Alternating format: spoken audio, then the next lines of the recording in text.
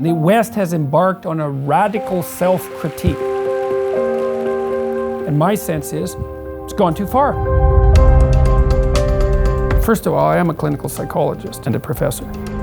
The ideas that I'm really going after are those that animate the radical leftists. I'm very careful with my words. Well, that's also partly why I wasn't very happy with Bill C-16. It's about transgender rights.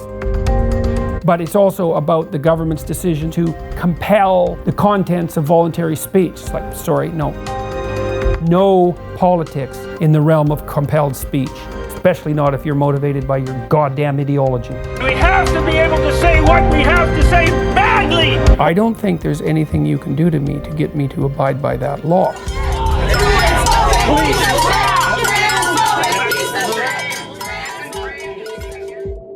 Atheism is fundamentally a doctrine of negation. All it states is there is no God. You lose something like that, you lose the motivating ethos of your community. Espíritu Santo. Why do meaningful things? And the answer is, well, because life is suffering. Do some difficult things, do them well, and you justify your miserable existence. Accept the burdensome condition of suffering, and you transcend it. There's so much possibility in front of us now. Let's have a conversation to figure out how to set things right. We could do that, so that would be good.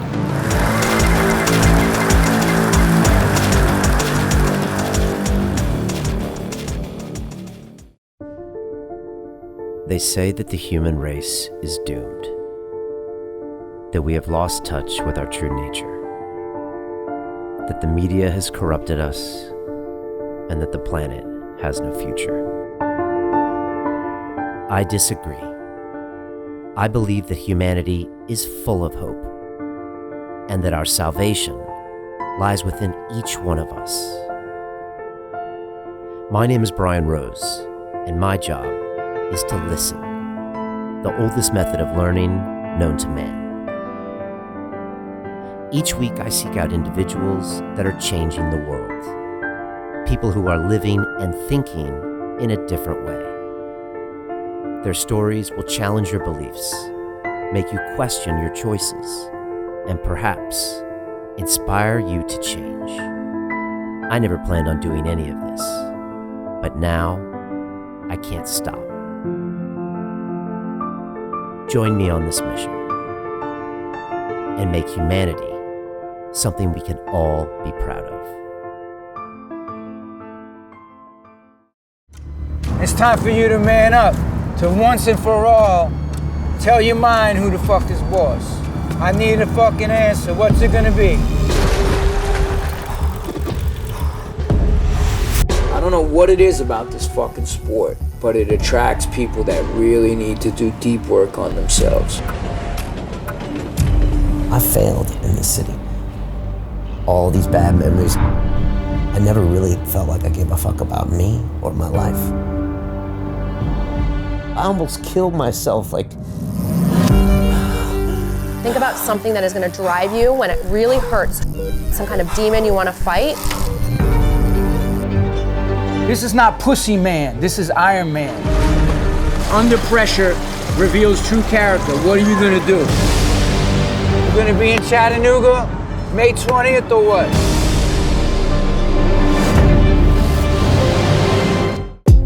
The New York Times calls him the most influential public intellectual in the Western world right now, Jordan B. Peterson. And the night before I filmed this, I went to the O2 Arena here in London and watched 8,000 people listen to a conversation between him and Sam Harris about religion and life.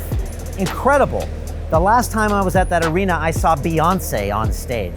This man has gone from relative obscurity 2 years ago at the University of Toronto to now being a man who drives public opinion. And I don't agree with everything that Jordan says, but I think he has a lot of very powerful moments. And his book, 12 Rules for Life, An Antidote to Chaos, walks you through about taking personal responsibility, about not judging yourself to others, but by who you were yesterday.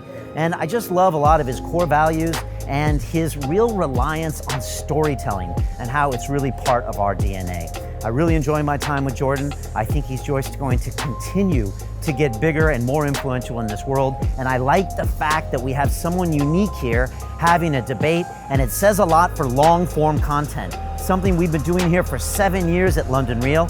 And as Jordan said, people are not as stupid as we thought they were, and they really want to engage with complex ideas over long periods of time. So sit back, relax, and enjoy my conversation with Jordan Peterson. And inside London Real, we are working with our Speak to Inspire course. I'm teaching people from all over the world how to become better public speakers. And whether that means to get a promotion in the boardroom or get on the TED stage like I did, this is a way to scale your message. And here's a little bit more about what we do. London Real doesn't stop when the conversation ends.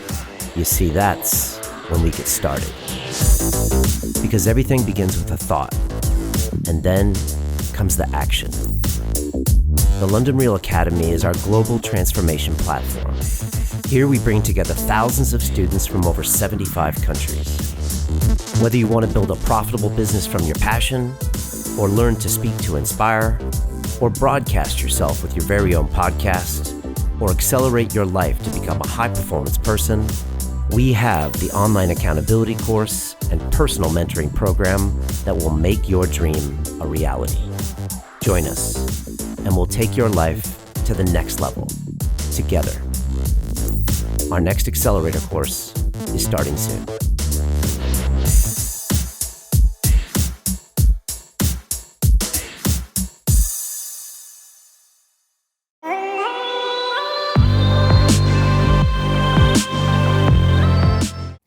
This is London Real. I am Brian Rose. My guest today is Jordan B. Peterson, the Canadian clinical psychologist, cultural critic, and professor of psychology at the University of Toronto. Your book, 12 Rules for Life, An Antidote to Chaos, provides practical principles on how to live a meaningful life, from setting your house in order before criticizing others to comparing yourself to who you were yesterday, not someone else today. The New York Times recently called you the most influential public intellectual in the Western world right now. And last night at the O2 Arena in London, I watched you draw a crowd of 7,000 people to your live speaking event with Sam Harris and Douglas Murray. It felt like a watershed moment. Jordan, welcome to London Real. Thank you very much. What was going on last night? 7,000 people, no Justin Bieber, 3 people on stage having a 2-hour discussion. Just the fact that that happened. Yeah. What do you make of that? Well, I've thought about that a lot. And I think that it's the consequence, mostly the consequence of a technological revolution. The media forms that we had been, as a society, had been utilizing up till 5 years ago were very limited in their bandwidth, whether that was print journalism or TV or radio. Limited in that because the production cost was so high and the distribution cost was so high that every second counted. And so there wasn't room for long form. There wasn't room for long form. This wasn't only true of journalism and public affairs and that sort of thing. It was also true of drama, like on television. And 90 minutes was a long time, right? And I think everybody came to assume that the media forms actually reflected our capacity for attention and depth, and they didn't. They narrowed it. So look at what happened when Netflix popped up and HBO. No bandwidth restriction, right, in terms of time or distribution. Well, it turned out that people would be perfectly happy with 40 hours of drama. And continuous, people will even binge on that, right, with multiple plot lines. There was a huge demand for that. So you had very high quality series like The Sopranos or Breaking Bad emerged that were very complex to the level of literature, I would say. So it turns out people were smarter than we thought. They had longer attention spans. And now the new media forms, YouTube, podcasts, have revealed that there's a tremendous hunger for long-form dialogue. Your program does the same thing. These live events are an extension of that. No one knew that that market existed. Well, apparently it exists. People are in for 2.5 hours of relatively deep as we could make it anyways, philosophical inquiry. Who knew? Well, so there's the content. So obviously Sam and I have focused on issues that there's a market for from an issues perspective, but then there's also the other issue, which is that people come to these live events to see the process of inquiry unfold. And so there's the results of the process, which is whatever content we manage to generate, whatever conclusions, but there's something very engaging about being involved in an engaging conversation. And so we're providing that, apparently. And that's also great because it turns out that people want that and need it and can participate in it and can benefit from it. And so great. Hopefully it means the political dialogue could be elevated, the philosophical dialogue could be elevated. And then, well, I see it partly as driven by content, but also an emergent consequence of this technological revolution in information provision, which is a big deal, right? On-demand video of indefinite length with almost no production cost. Then also people can chop that up. They can comment on it themselves. They can listen to it with podcasts. They can do that while they're walking around. It's a big deal. These are big changes. And so we're seeing that reflected. You said before it's not obvious that everyone can read, Yep. or everyone who wants to engage in long-form reading. Yep. And yet this is accessible, and it's a huge Yeah, moment. well, there's a couple of possibilities. One is maybe more people can listen than can read, because reading is somewhat of a barrier. And it also, reading is something you have to learn how to make part of your life. You know, and avid readers do that, but not everyone does that, for all sorts of reasons, cultural and otherwise. And so not only reading is like that, but buying books is also like that.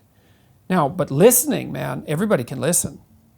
And so, and especially with podcasts, you can listen while you're doing other things. So that gives podcasts, audio, an advantage over books and over video, because of course you have to more or less sit there to watch a video, and you definitely have to sit there and do nothing else to read a book. So the audio allows people to listen, and they can speed it up now, so that's also non-trivial, and they can do it while they're doing other things. So that means all of a sudden people have an extra hour a day that they never had before, and they can use that to educate themselves with absolutely no cost, right? No personal cost, no financial cost to speak of, no additional demand on their time.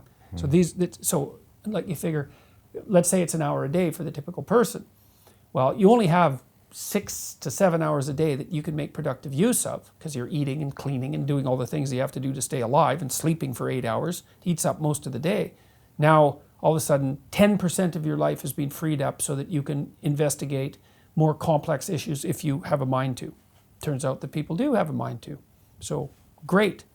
It's really something. Yeah, we're becoming more educated then as a whole society. It looks like it. Yeah. It looks like these new technology, and it's kind of what you'd hope for from a new and revolutionary technology. You'd expect that it would provide new information to larger numbers of people, and that's exactly what seems to be happening. And I think these events, so Sam and I had 4 conversations, 2 with Douglas Murray, and the first 2 had 3,000 people, the third one 8,500, and the fourth one in London last night had about 7,000. And so obviously there's a huge market for who knew, for untrammeled philosophical discourse. How do you find debating religion with Sam on stage, you know, as he kind of takes the atheist viewpoint, and I guess you take kind of an opposing side. Yeah. You know, he's less emotional. Some people have said he's the critic and you're the creator. Mm-hmm. And it was very interesting watching you two last night. How has that played out over 4 different occurrences with him on stage? What have you learned? Has anything become more obvious to you or less obvious? Well, I think I understand his ideas more and more deeply, and I've been studying them a lot since we've started this whole process, because we did 2 podcasts together last year, I think, or maybe the year before, a while ago. And so I've really familiarized myself with his work, not least because Sam is an effective and articulate spokesperson for the rationalist atheist position, which is a very widely held. It might even be, in some sense, among intellectuals, the normative position. And so the fact that he can articulate it so well, I see what it lacks as revelation of its fundamental insufficiency. You know, it's not a motivating ethos, atheism. And you might say, well, that doesn't matter because it's still true. It's like, well, yeah, fair enough in some sense, but it is crucial because people do need to be motivated. And so that gap, and Harris himself has said, well, atheism is fundamentally a doctrine of negation. all it states is there is no God. It's like, okay, fine, well, what do we do from there? Well, then the story gets less compelling. And so I can see it as something that's, well, it's got a destructive element, which of course is something that Nietzsche pointed out when he discussed the death of God. He said, we'll never find enough water, essentially, to wash away the blood. Right? So you lose something like that, you lose the motivating ethos of your community. And you might say, well, that's okay, because we've replaced it with objective truth. And look, fair enough, man. Objective truth is what's provided us with this incredible technological power, and you have to be a fool not to see that as an advantage. But it's in an insufficient account in my estimation, and of course that's what all the discussions are about. I think we're going to release all the discussions as videos and also as audio, and I think there's clear development of both of our arguments across the course of the events, and very little repetition in the content. Some, because of course it's the same people, but I do think people will be able to track the development of thought across all the conversations. So I found it very worthwhile. Definitely made me sharper, and also made me more cognizant of Sam's arguments and why they're so attractive to people. Yeah. So, but ultimately he's denying something exists, and you're trying to say, okay, this thing needs to exist to move us forward and to give us an emotional base. Well, and that there's more to it than meets the eye. Yeah. And there is much more to it than meets the eye. I mean, one of my experiences has been, the more that I've delved into some of these fundamental stories, the more bottomless they become. The Cain and Abel story is particularly like that. It's 10 lines long. You could spend 10 years thinking about that story. It's so deep. It's almost impossible for me to imagine how a story that profound could be reduced to something that finite. It's mind-boggling. And of course, the story of Adam and Eve in the Garden of Eden is the same. It's like there's a reason we can't forget that story. Now, who knows what there's many reasons. Who knows what those reasons are? Is it in our DNA somewhere? Well, look, at minimum, you could make a biological claim, something like, and it's kind of the same claim that Richard Dawkins makes with regards to memes. See, I've always thought with Dawkins that if Dawkins thought a little harder, he would have turned into Carl Jung, because there's very little difference between the idea of a meme and an archetype. An archetype is, Jung's archetype is what you would consider a meme if you thought about what a meme was for 20 years.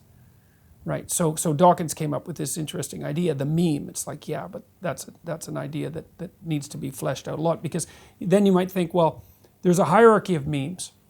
There's some that are memorable for a while, and then you forget them, and then there's some that are way more memorable, and then right at the top there are memes that you will never forget. Then the question is, why would you never forget them? There's a reason for that, and the answer is something like, well, they're structured so that they're, well, just this is a truism in some sense, they're structured to such that they're maximally memorable.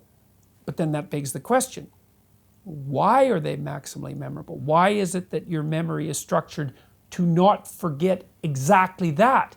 And that's where you get tangled into the evolutionary arguments, like, well, your memory evolved. It's actually a tool. The reason you have memory isn't to remember the past. The reason you have memory is to not do the same stupid things again in the future. That's fundamentally the reason. And so you remember some things and you don't remember other things. And your memory has a shape, and these stories fit into that shape. And so at minimum, the stories have evolved to adapt to your memory. Now, I would say since your memory has evolved to adapt to the world, that implies that the stories have evolved to adapt to the world. And I think that's a perfectly credible biological case. One of the things I did manage to do, because Sam often is considered the scientist between him and I, he's the scientist in the discussion, and that's actually a misapprehension in some sense, because I've just never got around to the science in our discussions for all sorts of different reasons. But I'm very familiar with the relevant neuroscience literature that underpins what we know about human cognitive processing, the neuroscience of emotion, motivation, and cognition, and published quite widely in that field. So I managed to make at least the outlines of my biological case for the existence of such things as archetypes and profound narratives. And I think it's the best reflection of the current science, as well as working on the metaphorical level of analysis.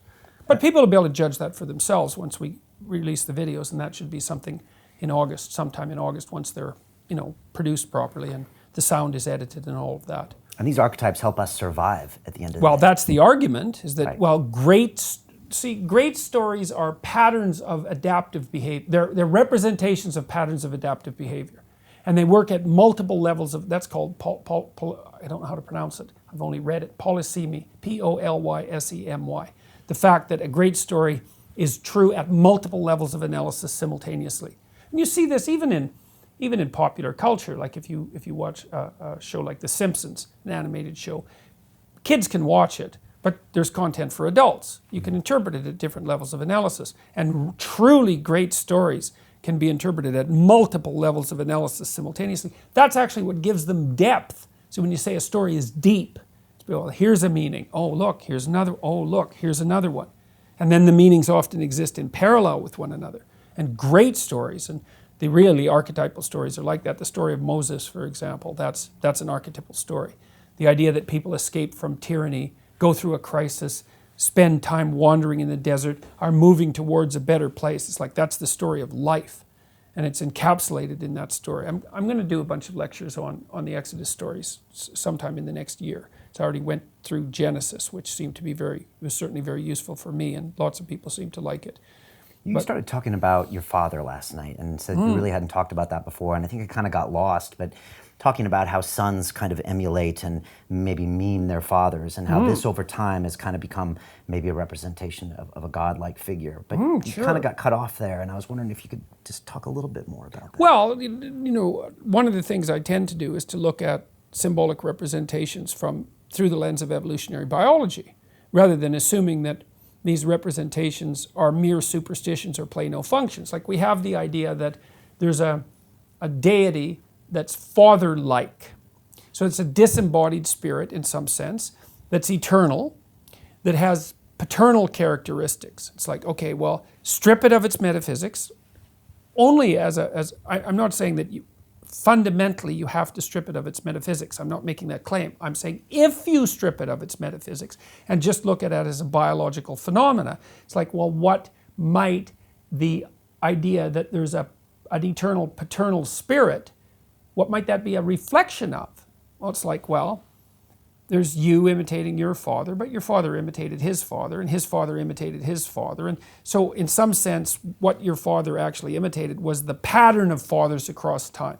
And you could think of the transcendent father as the pattern of fathers across time. And it's the right way to think about it. And it's even developmentally and neurobiologically correct, because when a child imitates his father in pretend play, you think, well, when you're pretending, you're imitating. We're pretending to be your father when you're playing house, for example. You're imitating your father. It's like, no. If I'm imitating you, I do this, right? So I'm mimicking what you're doing with my body. But when I'm pretending to be my father, I'm doing something way more sophisticated than that. I'm observing my father across multiple situations. And then I'm abstracting out the commonalities in behavior and attitude across those situations that make him father. And then I incorporate that and dramatize it in my pretend play. It's unbelievably sophisticated. And so it's what the child is doing in pretend play is coming to embody the disembodied spirit of the father. So that's the disembodied spirit. But that disembodied spirit is a reflection insofar as the child is making contact with the father and not just the idiosyncratic personality of his particular father. He's abstracting out the generality across all those situations. And that generality is in turn a reflection of the imitation of the father going all the way back in time. And so you think, well, that is a disembodied spirit. It's a disembodied spirit that's incarnated in the collective of fathers across time. And what is that? Well, it's a judge, that's for sure. It's a judge. Even when you interact with the hierarchy of men who are currently alive, something can be abstracted out of that that's like the patriarchal spirit. And if you don't think that's judging you, you are not thinking. It's absolutely judging you. That's what rank orders you in a hierarchy. It's even what the feminists accuse our culture of being, that disembodied, judgmental, patriarchal spirit. There's something to that. Of course, they think of it only as a tyrant, which is a big mistake. And so... You're saying there's function to that, and Oh, that's God. a natural selection. Of Well, course. there's function in it insofar as society itself is functional. I mean, the feminist critics, the radical leftist feminist critics, to be more precise, and not all of them are even feminist, make the argument that there's nothing in our hierarchies except tyranny and exclusion. It's like, well, that's completely preposterous. They say that while sitting in comfortable armchairs with the electricity on and the water running and no riots in the street and well fed and well clothed and protected from their enemies. I mean, it's so preposterous. I can't even believe we've even come to this point. That's because of hierarchies that they're not looking at. Of course. Right. And of course the hierarchies tend towards corruption and blindness, obviously. And when they become corrupt, then they're more likely to be dominated by people who use power as their fundamental mode of being. But that doesn't mean the bloody hierarchy is nothing but a corrupt tyranny of power to begin with. I mean, that's the definition of the ultimate authoritarian state. And if you think Western society is the ultimate authoritarian state, then your level of naivety is something on the order of miraculous. So How come we need Jordan Peterson to defend this hierarchy and even to point it out? How come there was kind of a vacuum of this before? And now I'm waiting in line last night to go in there, and men are talking about how these observations changed their lives, and they're turning them into, different types of human beings. Why? Where was this before? And why were you the one to step up and say, hey, wait a second, look at this. What you're saying is wrong. We need to, to take a look at this hierarchy and see its purpose. Well, I think that Nietzsche claimed that Christianity died at the hands of its own insistence on truth. So imagine that we produced a religious structure across time that elevated truth to the highest level. So then truth became everything. Well, and our capacity for truth expanded, and we discovered objective truth, and we discovered scientific truth. And technology then we noticed accelerates technology. Then we noticed that all of these stories upon which our faith in truth were based weren't objectively true, or not in any simple sense. And we started to take the stories apart. Well, where do you stop? You take the stories apart, you take the stories apart, you take the stories apart until you're left with no superordinate value structure. Well, and then when do you stop with the criticism? Well, we haven't stopped with the criticism. The West has embarked on a radical self-critique. And my sense is, it's gone too far. It's like we're throwing the baby out with the bathwater. Well, what's the baby? The baby is not a skeleton. That's the thing about the West, is that we have enough food for everyone. We've produced cultures, we've produced structures, hierarchies, that certainly have a oppressive element, because hierarchies do. But every human society is a hierarchy. And most hierarchies produce nothing but misery. Our hierarchies produce a certain amount of misery and a bunch of wealth. It's like, that's something, unless you're a fan of starvation and misery. And so my sense is, let's temper the criticism with a little bit of open-eyed gratitude. I mean, Jesus, things are pretty good, even though things are still terrible. They're way better than they were. And not only that, and this is one of the things that's so amazing and remarkable, and that we really haven't woken up to, not only are they way better than they were, they're getting better around the world for everyone at a rate that's nothing short of miraculous. It's absolutely beyond belief. So the life expectancy in Africa, no, that's not right. The child mortality rate in Africa is now what the child mortality rate was in Europe in 1950. I was like, that should be a headline on every newspaper. It's absolutely miraculous. And it looks like, given the UN definition of absolute poverty, that there won't be anyone in the world who's absolutely poor by 2030. We've halved the number of people in the world who are in absolute poverty between the year 2000 and the year 2012. 3 years faster than the most optimistic UN projection suggested that we should have it. Cut it in half. So you want to tell these social justice warriors and feminists to say, hey, let's give credit for what this hierarchy is doing and not just rip it down.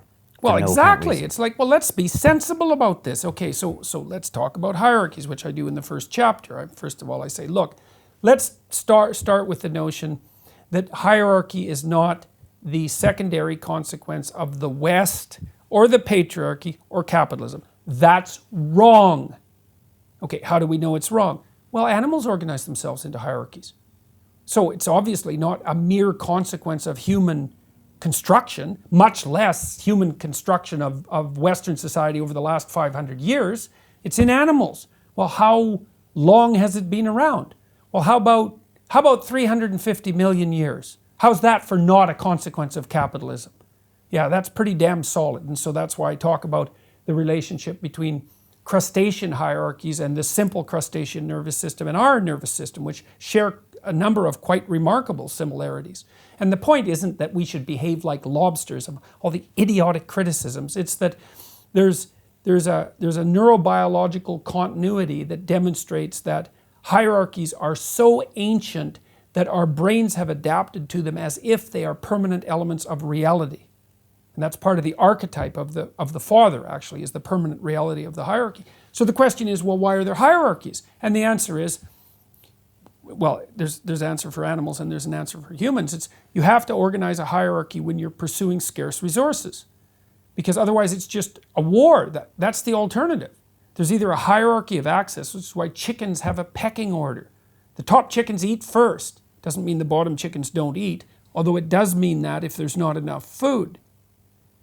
And all the chickens accept the pecking order because otherwise they have to fight. You say, well, that's pretty rough on the bottom chickens. And yeah, but not as rough as being pecked to death. Like, it's rough, but it's not as rough as constant battle. So a hierarchy in some no small part is the alternative to Hobbes, to the Hobbesian state of everyone against everyone else. And so that's one reason for hierarchy. Another reason is, well, if you're going to pursue, let's assume that you have to pursue something useful to stay alive. And I don't think anybody's going to disagree about that, because you just sit around, you're going to die. So you have to go out there and do things. Well, where? Well, in the social environment. Oh yes, with other people. So you have to cooperate and compete with other people to do something useful. Well, then you're going to make a hierarchy around that goal. And in that hierarchy, two things are going to happen. A small number of people are going to be the best at doing that. So that's an iron law. That's why there's Which is hard for people to accept sometimes. Not everyone is a basketball star. Not everyone is a soccer star. Not everyone is a great musician. Not everyone is an artist. There's lots of hierarchies, but in each hierarchy, it's a small number of people at the top who do most of the productive work. Everyone can't win first. And certainly not in every game, right? Maybe if we had enough games, there's a game for everyone where they could be first, and a pluralistic society does in fact manage that quite well. But then the other thing that happens is not only does a small minority of people do most of the productive work in the hierarchy, but most of the gains of the hierarchy go to a small percentage of the people. You see that with wealth distribution. Okay, and that's a problem. The problem is dispossession. Here's the creative hierarchy. Most people aren't contributing. Okay, what the hell are they going to do? That's a big problem. Here's the wealth hierarchy. Most people aren't wealthy. So what are the people at the bottom going to do? The left has a role in serving as a voice for those who are dispossessed by the hierarchy. But the left goes too far when it says, well, then let's get rid of the hierarchy. It's like, no, because the hierarchy is the tool that enables people to do productive labor in a social environment. So that's too much. You've gone too far. You need to be grateful for the hierarchy at the same time that you're wary of its proclivity for tyranny. And that's what you do. You tell people when they've gone too far. Well, that's what I'm trying to do, right. Is to say, trying to delimit. Well, we've kind of figured out when the right-wingers go too far. You know, right-wing identity politics devolves into claims of ethnic and racial superiority and moral justification on the grounds of those, for actions based on those categories. Right. When do the left-wingers go too far? Oh, we don't know. Well, first of all, we certainly know that they can go too far. If you don't understand that the left has gone too far, then you're woefully ignorant or you're willfully blind. Those are the two categories. Example that you belong that was C16, which when we first started hearing about you 2 years ago, was just the transgender pronouns. Yeah, well, it was for me. Was because, for you. Yeah, because my sense was, well, what's this law about? Well, it's about transgender rights. It's like, well, that's one of the things it's about. But it's also about the government's decision that they can use, that there's a certain morality of compassion, hypothetical compassion, can be used to compel the contents of voluntary speech. It's like, sorry, no, I'm not going there. You guys jumped out of your box. You're in a domain you shouldn't be playing with. I don't give a damn if you're justifying it with your false compassion, because what I saw it as was an extension of this leftist hierarchical critique rather than anything that had to do with true compassion. And so I might have been wrong about that, but I was correct in a couple of assumptions. One is that had never been attempted before in the history of British common law, of English common law. It was also made illegal by the Supreme Court in 1942 in the United States. And there was no precedent for that sort of thing in Canadian law. So the idea that that was an extension of governmental power beyond what had been attempted previously in Canadian society and in English common law history was definitely true. And it's the free speech thing that really bothered you, when people try to regulate the free speech. That was a big alarm bell. Well, it wasn't even that they were trying to regulate it. We have some regulation of free speech already, right? Libel laws, for example, defamation, and so forth, and those are justifiable. Free speech doesn't mean you can lie about someone in a harmful way, for example. And maybe you could even make a case that hate speech laws are justifiable, even though I don't think they're justifiable, because it raises the specter of who defines hate, and that's actually a fatal flaw. But it's a whole different thing to say, well, here's some things you can't say, than to say, here's some things you have to say. It's like, no, sorry, what do you mean by have to? Exactly. It's like, and my sense in that situation was, I'm not doing that. So you are not compelling what I'm going to say. You've gone too far. And I think of that, I think that I have a responsibility to the content of my speech that, as far as I'm concerned, is sacred. It's like no politics in the realm of compelled speech, period. There's no way you're going there, especially not if you're motivated by your goddamn ideology. So that was a line as far as I was concerned. You could have been fired. You almost were. Well, the university was in an awkward position, because there was already provincial legislation that compelled such speech.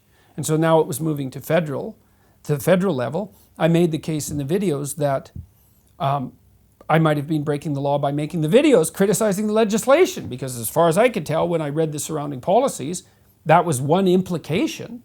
And so then my critics came out of the woodwork and said, oh, Peterson is exaggerating the danger of this law, which is of course possible. But then the university lawyers viewed what I was doing, and they looked at the policies and they thought, no, what he's doing might be illegal and we could be held responsible for it, because that was part of the legislation, that your employer is as liable for what you say as if you said it, even if you didn't know that your employee said it, and even if the results of what they said weren't intended by the employee. That's the law. Absolutely appalling law, but that's the law. So obviously the university lawyers read the law and they thought, oh, we can't let him do this, because if it's illegal, then we're also breaking the law. So they sent me 2 letters saying, you have to stop. So then I read those letters online because they were very badly crafted. Now I told the university when they gave me the letters, I told my chairman, I said, I read the letter, I said, this isn't accurate. You should, if you're going to go after me, you should take this letter back and rewrite it properly. So I gave them due warning. She said, no, the letter stands. Like, fine. So then I read it online with all of its inaccuracies and internal contradictions. So, and then, well, then I negotiated with the dean. The dean was a fine guy, and there weren't malevolent people behind this at the level of the senior administration, although there was plenty of that at the level of the activist types, which are, the universities are full of. Then they agreed that we could have a debate about the issue. And that turned into a discussion rather than debate, but that, whatever, that was the step in the right direction. And then they left me alone. And then I know, from what I've heard, this is all scuttlebutt from behind the scenes, that what the consequence of that was that the University of Toronto has actually quite intensely reaffirmed its commitment to free speech rather than equity and so forth. So they've, in the aftermath of all that, they tilted in the right direction. That's what I've been made aware of. So they didn't do too bad. I understand why the scandal erupted, because they were put in a rough place. Now, I don't feel that sorry for the university, because the university has also generated the sort of people who made those damn laws, so they're hoist by their own petard, so to speak, and that's increasingly happening, because when you make bad rules, then the people who make the rules get tangled up in them too. And this is that leftist agenda that's promoted at universities that's kind of ripping down these hierarchies that, without actually giving them proper thought process. Yeah, with no respect, no respect, no gratitude. No understanding, no respect, no gratitude. How did you get from there to where you are now? I mean, the last 2 years has kind of been a whirlwind. This book, I think, is the best-selling book in the whole world in the last 6 months. Yeah. How did this all happen? Well, that's a good question. You know, one answer is, well, it takes 10 years to become an overnight success. You know, I mean, it's sort of like this, but it's sort of like this. You know, like I wrote a book before this. It's a difficult book, but it had its domain of impact. Maps of Meaning. Yeah, I mean, I taught from that book for 30 years, so I have lots of students distributed out there. It's, you know, how many, 300 a year for 25 years, so it's 7,500 people, 7,500 to 10,000 people. So that's not no people. There was a television series made about Maps of Meaning in Canada, and so that would have been another 100,000 people, something like that. I was a commentator on a television program, a very good news program on public television again, and accrued a certain viewership because of that. I did a number of lectures for a show called Big Ideas, and there were several 100,000 people, I would say, in total, perhaps more, that were exposed to those, and those turned out to be quite popular. Even though there were 200 such lectures, they were always in the top 10. And so there was this, and then when I made these videos, I'd also put pretty much all of my courses for the last 3 or 4 years, plus a course I taught back in 1993, online on YouTube. Yeah, early adopter of YouTube. Yeah. So all of your IP was out there, all your thoughts were out there publicly. That's right. Very few people did that. That's right. And by April of 2016, which was 6 months before the political stuff broke, I'd already had 1 million views. And 1 million is, well, if you sell 1 million books, that's an overwhelming bestseller. So what's 1 million views on YouTube worth? Who knows? But the answer isn't nothing. So there was all, and then when people came after me, when I took my let's say political stance, which is really a philosophical, I really think it's a theological stance, not even a philosophical stance, because what I saw in that legislation was a sin against logos, like it was a crime against free speech. So there was legally inappropriate, it was philosophically inappropriate, but it was inappropriate all the way down. Do not constrain people's conscience. It's expressed in their voluntary dialogue. You're messing around with their soul. It's like you don't get to do that. And so, well, so when this scandal erupted around that, you know, and I was pilloried by some journalists and vilified by many students and faculty members who wrote petitions trying to get me fired and all of that, I had 300 hours of YouTube content.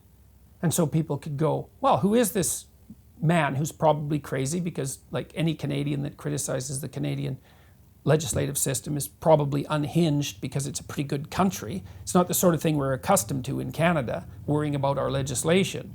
So if you stand up and say there's something crazy going on here, the crazy thing that's going on is probably you.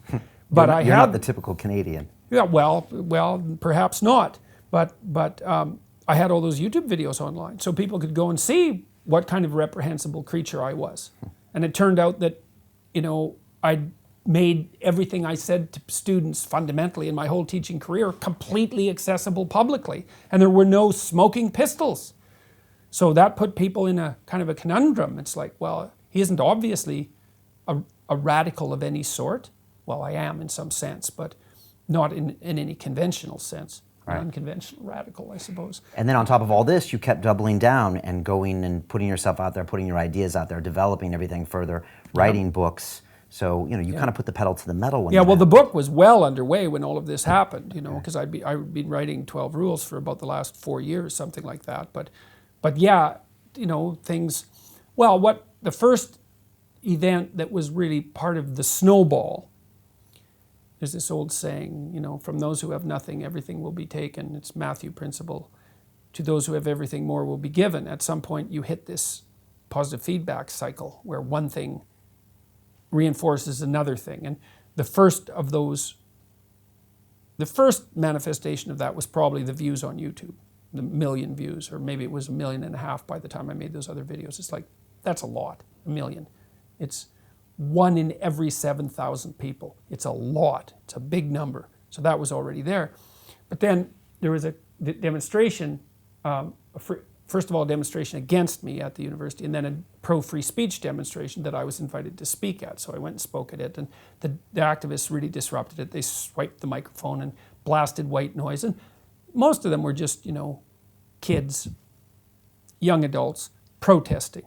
But there were some nasty people there, and I could see who they were, and they were out for serious trouble. Most of them were men, and they were there in the hope that mayhem would emerge. And so I could see, and one of them was the guy who was blasting the white noise and so forth. And that was all filmed, not by me, but by people who were there, and a lot of it by the activists themselves. And then afterwards, I came down after the demonstration was over to talk to the cops to make sure that nothing too stupid had happened. And I was accosted on the way back into the building by a group of activists, and they filmed the whole interaction. And the reason they filmed it was to discredit me, and so then they put the film up, and that went viral. But it didn't discredit me, it discredited the people who made the video. This happens a lot with your media appearances. Yeah, it does. Including one on Channel 4 here in London. Yes, it's happened a lot. What does that say when they record something and don't realize it's discrediting them? Well, that's another example of the utility of free speech. It's like, here's what happened, everybody had their say, everybody got to listen, what's the verdict? Well, hopefully, the hope is that the collective opinion is sovereign.